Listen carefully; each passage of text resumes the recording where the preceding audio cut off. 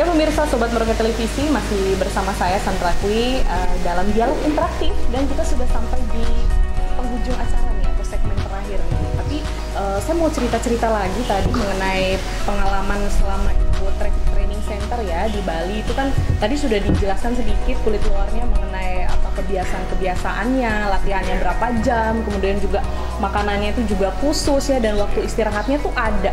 Nah tapi bagaimana dengan suka dukanya di sana? Mungkin ada pengalaman-pengalaman suka duka selama latihan di training center? Pengalaman suka dukanya, kalau dukanya sih dukanya, langsung dukanya nih. Iya boleh. Pas latihan ada rasa capek, lelah. Ya, lelah. Pasti ada rasa-rasa malas begitu ada. Rasa malas tuh ada ya. Nah, kalau dari suasananya, apa kamu bisa menyesuaikan diri atau gimana?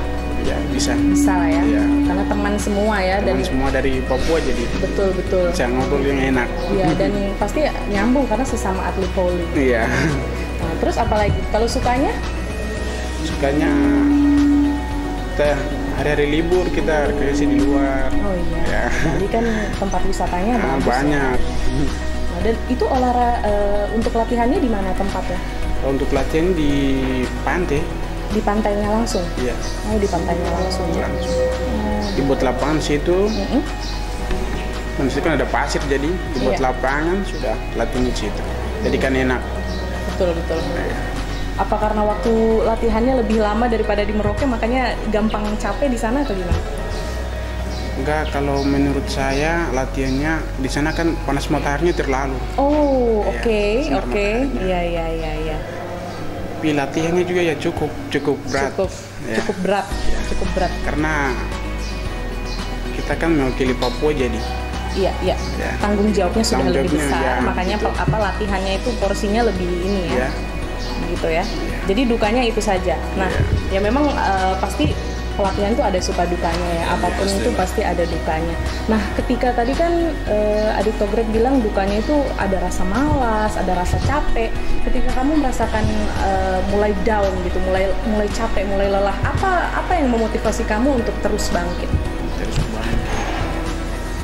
Ya, pikiran saya bisa sukses begitu. Bisa sukses. Biarpun capek, lelah, yang penting semangat.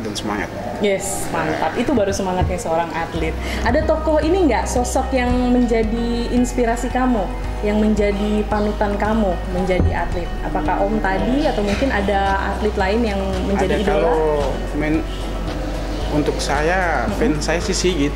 Kemarin ada ketemu Jakarta. Oh, Kak Sigit yang itu, nasional itu ya? Iya. Pemain timnas ya? Iya. Pernah nggak sih berbincang-bincang dengan beliau terkait bagaimana perjuangannya menjadi atlet? Apa yang kamu dapat? Apalagi sudah ketemu langsung nih dengan idolanya. Latihan bersama lagi. Ya. Waduh, gimana? Ada pesan-pesannya apa? Pesan-pesannya latihan semangat dan jangan pernah lelah, berdoa dan tetap semangat. Intinya tetap semangat ya. Betul, oke. Kalau dari Kak Sigit gimana nih Kak Sigit? Melihat pelatihannya dia di Bali ya, ikut training center di Bali, itu perbedaannya dengan metode pelatihan dari Kak Denny itu apa? Ya, kalau kita lihat perbedaan jelas ya, karena indoor dengan pasir.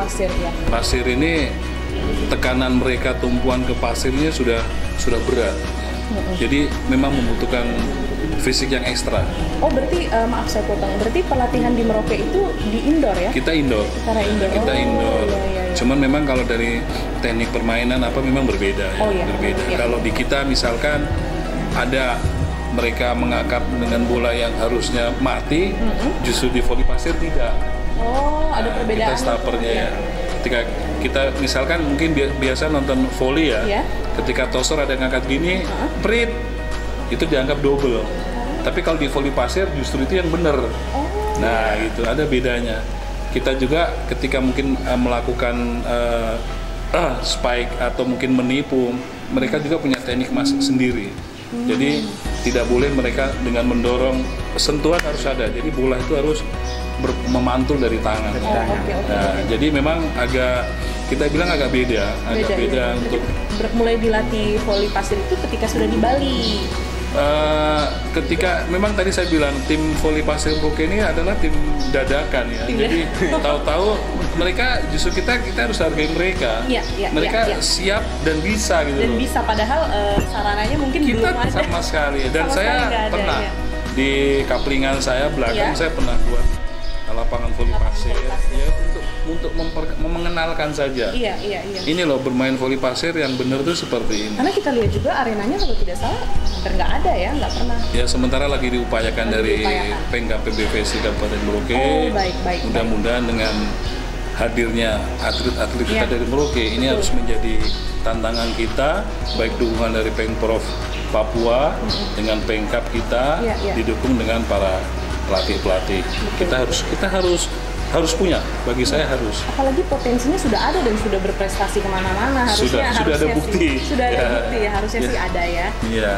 Kemudian apalagi tuh perbedaannya? Tadi kita memang kalau dibilang segala macam disiplin pola makan itu memang ketika kita semua sudah ada di tim, kita sudah diatur sudah diatur. Ada saatnya mungkin kita melakukan hanya refreshing itu juga bagian dari sebenarnya menu latihan juga ya yang tadi disampaikan, hiburan ini membuang kejenuhan tadi ya.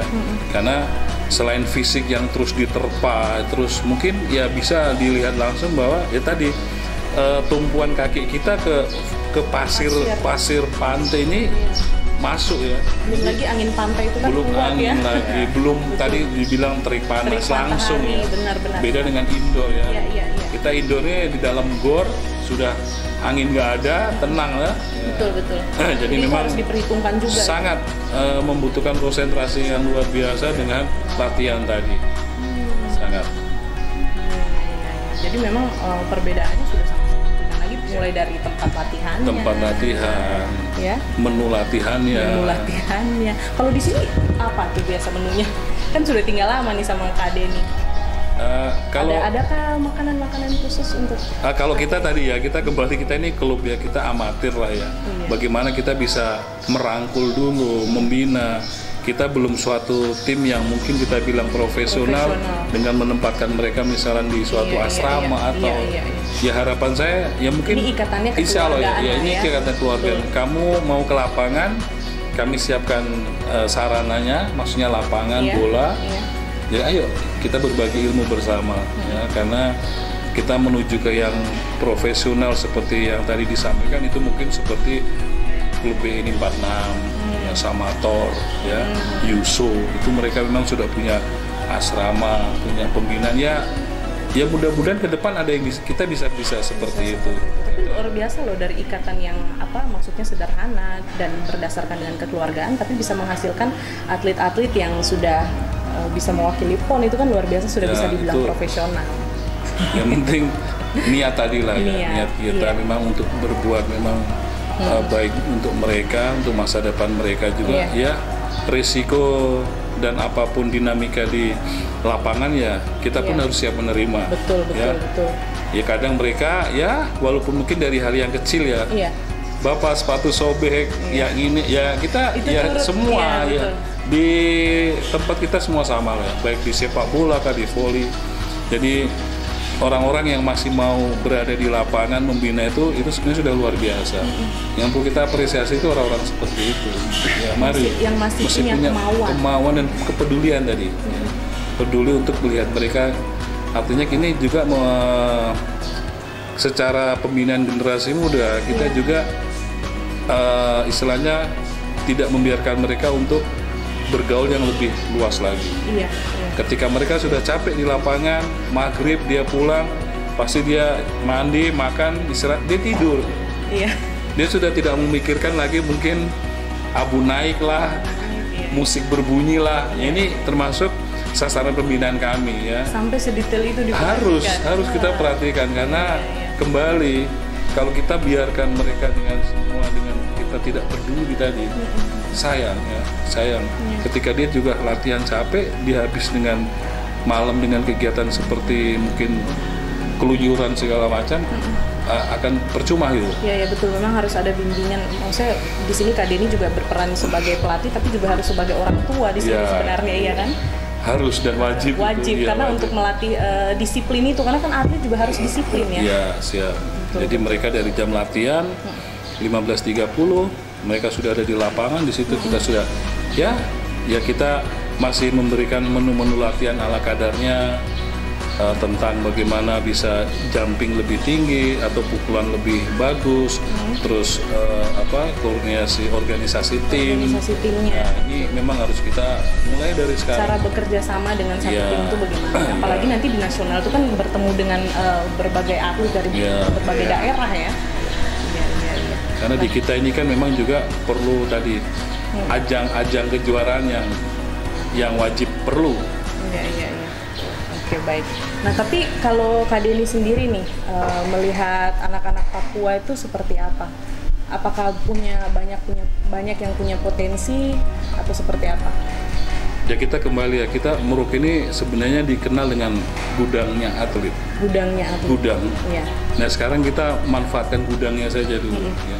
Mari kita yang punya potensi bakat di semua olahraga, jenis olahraga, baik mungkin ada bela diri lah, sepak bola, voli. Ayo.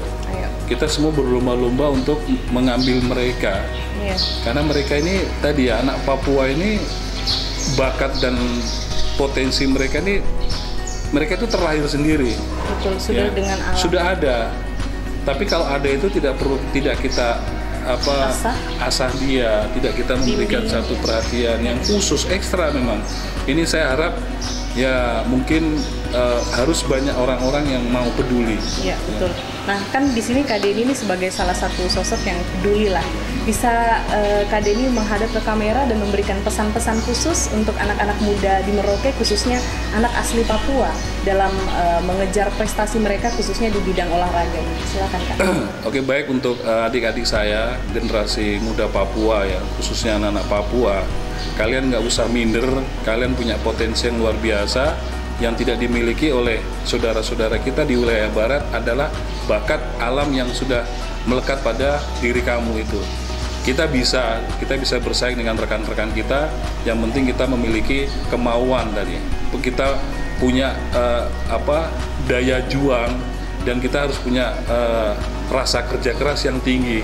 Jadi saya berharap dengan keberhasilan kakak-kakak kalian yang ada ini menjadi motivasi kalian untuk ayo kita jangan terlena dengan waktu, kita masih ada PON-PON berikutnya. Harapan saya semoga PON 2020 ini yang akan digelar di tahun 2021 ini akan muncul lagi di PON 21 anak-anak Merauke yang lebih banyak lagi. Ayo kita lebih banyak lagi untuk mengisi tim di semua cabang olahraga, khususnya voli yang kita tahu kita ada 4 anak Merauke, 1 putra, 3 putri. Kalau bisa besok kita satu tim full kan anak Merauke semua. Karena kalau kita lihat dari postur, kita anak-anak selatan memiliki kapasitas di situ. Khususnya mohon maaf suku Marin. Ini yang harus kita dorong karena kasta untuk tinggi badan mereka sangat menunjang. Ya, juga mungkin dengan sepak bola, dengan atletik, semua menunjang. Tinggal mari, ya saya juga mengajak pada kita semua untuk mari kita peduli dengan adik-adik kita manfaatkan bakat atau kemampuan yang kita miliki dengan ya ketulusan hati lah. Karena ini menjadi satu pilihan hati untuk bagaimana mereka ini bisa kita proyeksikan ke depan dan bisa nanti menjamin masa depan dia. Karena olahraga ke depan ini bisa dijadikan olahraga industri. Dalam arti ketika dia berhasil sukses, dia bisa menghidupi diri dia sendiri dengan gaji yang dia miliki, orang tua dan keluarga. Ini lebih penting daripada kita memberi dia uang 5 juta, bingung dia mau bikin apa. Tapi dengan kita membina dia berapa tahun ini, ada klub mungkin yang berminat, ya silakan. Berkelanjutan. Dan bila perlu nanti kita akan duduk manis nonton di pertandingan resmi, misalnya Pro Liga, ada anak-anak kita kebanggaan. Ya. Dan masa depan dia terjamin. Ya. Ini yang mudah-mudahan bisa jadi olahraga di kita jangan dilihat sebelah mata lah ya. Ya. Karena di wilayah barat ini orang lagi berlomba-lomba ya. Lapangan kadang pun sewa susah ya. Di kita di sini lapangan ada. Ya. Tinggal kemauan tadi terus keterlibatan kita. Ya, kita tidak bisa oh yang sana begini, yang sana enggak. Kalau saya bagaimana mengajak semua generasi muda dan semua orang, ayo ya. Saya tidak ada melihat ini suku Marin apa Mapi Asma, tidak. Dan saya pun membina anak-anak tidak hanya di sepak bola, ada juga tinggal dengan saya dulu di voli apa putra ke putri, mau suku Marin gak, ini sekarang hadir lagi di rumah lagi, kebetulan dari anak dari Mapi lagi ya, pengen sekolah ke sini dengan keterbatasan tempat tinggal, dan dia juga ya saya lihat punya potensi bakat di voli. Ayo ya ini saya mengajak kepada kita semua, khususnya anak-anak muda Merauke, ayo kita berlomba-lomba menunjukkan kualitas kita. Yakin dan percaya ketika kamu punya kualitas dan prestasi, kita tidak minta dihormati orang, tapi orang akan simpati dalam keadaan kita. Mereka akan menghargai yang kita miliki. Itu saja yang saya pesan ke mereka. Pesan yang sangat luar biasa. Siap. Sekarang saya kasih kesempatan untuk adik Togrep sebagai ini sosok inspirasi kita ya yang hadir di dialog kali ini. Mungkin ada pesan-pesan untuk teman-teman dari satu kampung atau dari pokoknya seluruh anak Merauke, khususnya anak asli Papua, untuk bagaimana mereka bisa semangat mengejar prestasi mereka khususnya di bidang olahraga. Silakan. Untuk saya, untuk teman-teman, tetap latihan dan semangat, dan jangan lupa berdoa, jangan merasa capek dan jangan merasa lelah, tetap semangat dan semangat. Ya, oke, itu ya. Jadi kuncinya jangan lupa berdoa, tetap semangat dan jangan sampai lelah. Dan sebenarnya kuncinya di sini adalah selain keterlibatan dari pihak-pihak yang mendukung secara prasarana kemudian pelatihan, itu juga harus turut didukung oleh kemauan hati, itu yang pertama ya. Dan itulah kunci untuk menuju kesuksesan sebagai atlet. Mungkin bisa saya tambahkan sedikit saja. Silakan. Kami secara klub dengan atlet, kami mengucapkan istilahnya terima kasih kepada pengurus, khususnya Ketua Pengprov PBWC Provinsi, dalam hal ini Kapolda berserta jajaran, terus pengurus Pengka PBWC Kabupaten, dalam hal ini Kapolres Merauke selaku Ketua Umum, Ketua Harian Kasat Lantas dan pengurusnya, dan juga dari sekolah Togrep sendiri, Kepala Sekolah SMA YPK Bapak Soleman yang juga memberikan motivasi ya, dan juga senior-seniornya dia dan seluruh masyarakat. Mari kita sama-sama mendukung, mudah-mudahan anak-anak kita, adik-adik kita ini bisa berbicara pada PON 20 nanti dan bisa membawa nama, berbicara dalam arti prestasi tadi. Betul. Dengan kamu bisa berbicara prestasi di PON, saya yakin masa depan sudah terbuka, sudah ada, tinggal kesempatan tinggal bagaimana kita ada kemauan untuk mengejar. Siap, betul sekali. Tidak ada kesempatan yang kedua kali. Biasa saya sampaikan ke mereka. Jadi begitu ada kesempatan langsung disambut. Iya, oke, baik. Terima kasih atas pesan-pesan yang sangat luar biasa, sudah berbagi pengalaman juga seputar bagaimana suka dukanya melatih, kemudian juga ikut berkompetisi dan sebagainya. Dan sekarang kita sudah sampai di penghujung acara, pemirsa. Terima kasih sudah menyaksikan dialog interaktif episode kali ini yang turut didukung juga oleh Korean Hotel Merauke. Maka dengan ini saya Sandra Kwi beserta segenap kru Merauke Televisi yang bertugas pamit undur diri. Jangan lupa saksikan dialog interaktif episode lainnya hanya di Merauke Televisi, Sobat Kita.